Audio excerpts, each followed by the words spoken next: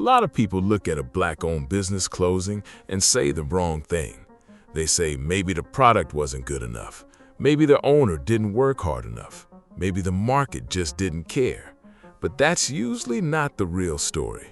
A lot of Black-owned businesses do not die because the owner lacks talent.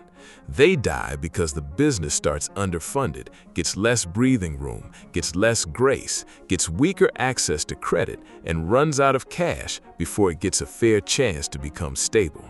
And once you see that clearly, the whole conversation changes. Part 1. A lot of businesses start broke. This is the first problem. Too many Black-owned businesses are forced to start with hustle instead of capital. That means the owner is using personal savings, a tax refund, a paycheck, a credit card, money borrowed from family, whatever they can pull together just to open the doors. And that changes everything. Because when a business starts thin, every problem hits harder. One slow month matters more. One broken machine matters more. One late-paying client matters more. One surprise bill matters more. Now the owner is not just building, they are surviving every week in real time. That is dangerous, because a business that starts underfunded usually cannot market enough, hire enough, buy enough inventory, or wait long enough to let momentum build. So the business may actually be good, it just never gets enough oxygen. Part 2. A lot of owners are using personal money to hold the business up. This is where business stress starts turning personal.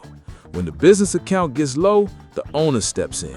Now rent money becomes supply money. Personal savings becomes payroll. A personal card becomes inventory. A household emergency collides with a business emergency. And now the owner is carrying two lives at once, their home life and the business life. That's exhausting. Because when a business has weak cash flow, the owner never really gets to think like an owner. They think like a firefighter. What needs saving today? What bill can wait? What can I stretch? Who can I call? What can I delay without everything falling apart? That is not how strong businesses grow. That is how people burn out while trying to keep something alive. Part 3. Getting credit is harder than people think. A lot of people say, why not just get a loan?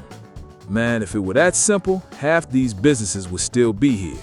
The truth is, access to capital is one of the biggest differences between a business that survives and a business that disappears.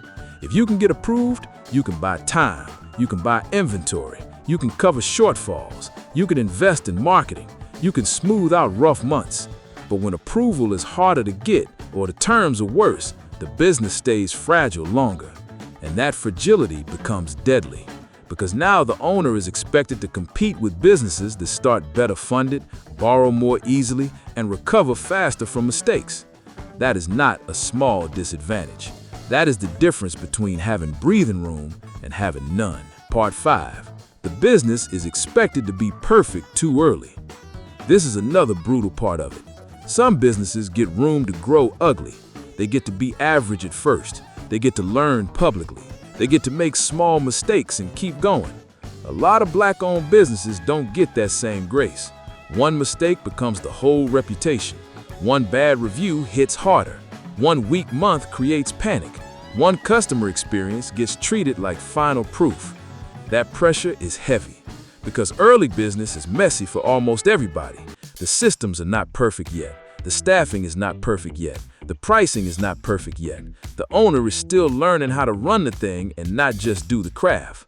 But if the business is judged harshly before it matures, it can get stuck in a cycle. Less grace leads to less repeat business. Less repeat business leads to weaker cash flow.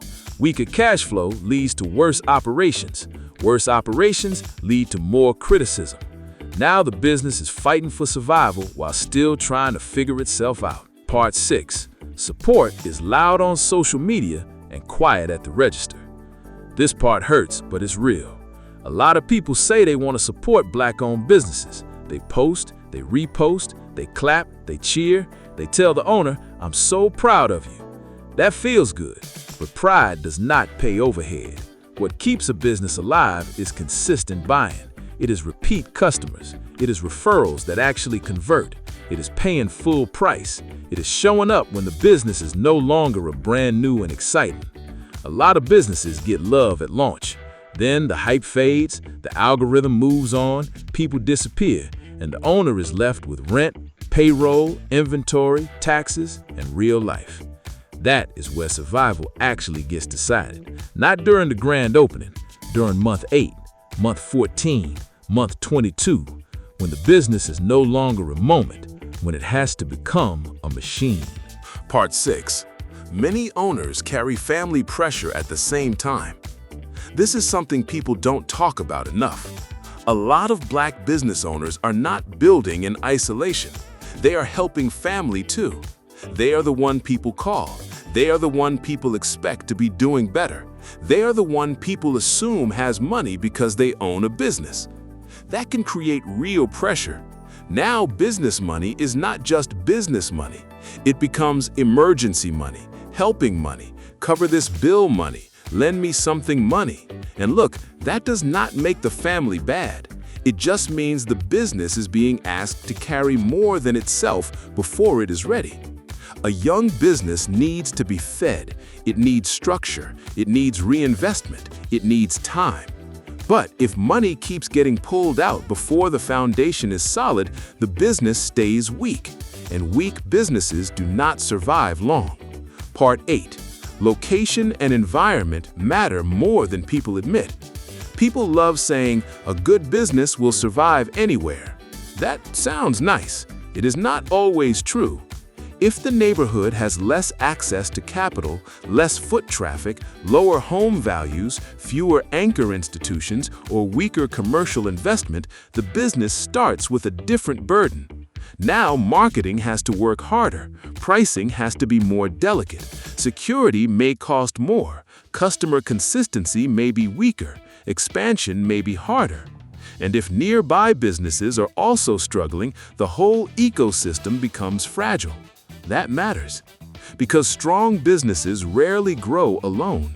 They usually grow inside stronger ecosystems. Good lenders, reliable foot traffic, business mentorship, commercial stability, word-of-mouth networks with real spending power. When that ecosystem is thinner, the business has to do more lifting by itself. And most small businesses are not built to carry that much weight forever. Part 9. Profit is lower than people think. A lot of people see revenue and assume the owner is winning. That's not always true. Money comes in fast, money goes out faster. Inventory, labor, rent, utilities, packaging, insurance, taxes, software, repairs, processing fees. So a business can look alive from the outside and still be suffocating inside. That's the trap. The owner is busy, the page looks active, customers are coming in, but margins are weak and the business is barely keeping its head above water.